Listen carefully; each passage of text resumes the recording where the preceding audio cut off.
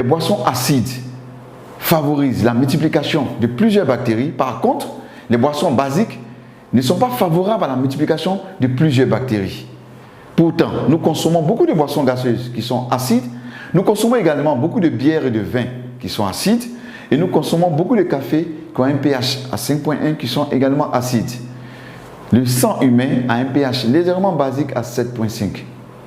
Ce que nous avons de basiques qui vont défavoriser la multiplication des bactéries, c'est de l'eau de mer ou de l'eau de javel.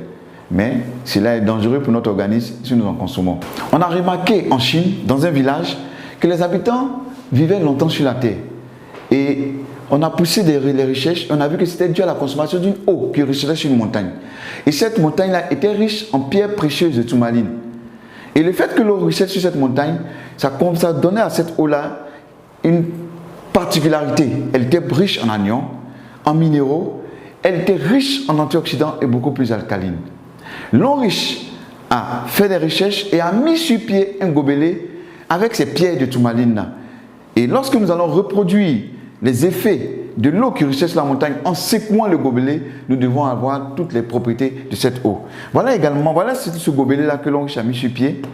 Ce gobelet-là avec des pierres de tourmaline à l'intérieur. Lorsque je remue ce gobelet, nous attendons bien les pierres de tourmaline qui font du bruit. Nous allons faire une petite expérience pour voir un peu le pH de cette eau, puisqu'on a dit que cette eau devait être beaucoup plus alcaline. Nous allons utiliser pour notre expérience ce gobelet de l'eau riche, l'eau minérale achetée sur le marché, et nous allons utiliser deux gobelets, ces deux gobelets-là. Nous allons mettre cette eau minérale dans ces deux gobelets.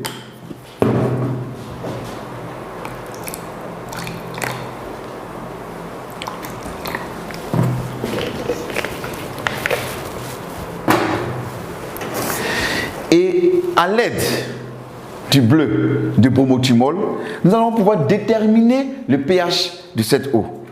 Et lorsque le pH est acide, il tend vers la couleur rouge.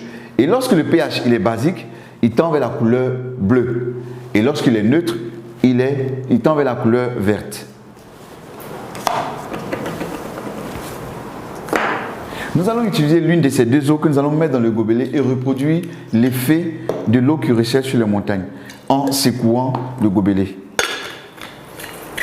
Donc nous allons secouer le gobelet pendant 10 à 30 secondes et nous devons avoir une eau riche en anions, minérales, beaucoup plus alcaline, riche en antioxydants et de petites molécules. Je vais renverser cette eau, passer dans le gobelet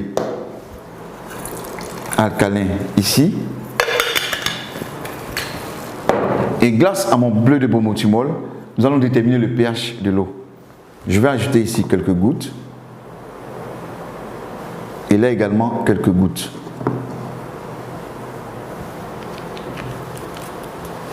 En remuant, nous pouvons déterminer parfaitement le pH de ces deux eaux. L'eau passée dans le gobelet alcalin est beaucoup plus alcaline et l'eau qu'on a prise sur le marché minéral sans passer par le gobelet alcalin est acide. Pour montrer un peu que lorsque nous passons l'eau dans le gobelet alcalin, cette eau devient beaucoup plus alcaline, donc très bonne pour notre organisme. Et cette eau passée dans le gobelet alcalin va ralentir le vieillissement parce qu'elle est riche en antioxydants, donc va permettre d'éliminer l'excédent des radicaux libres. Elle va favoriser l'énergie et la digestion. Elle va renforcer notre énergie et la digestion.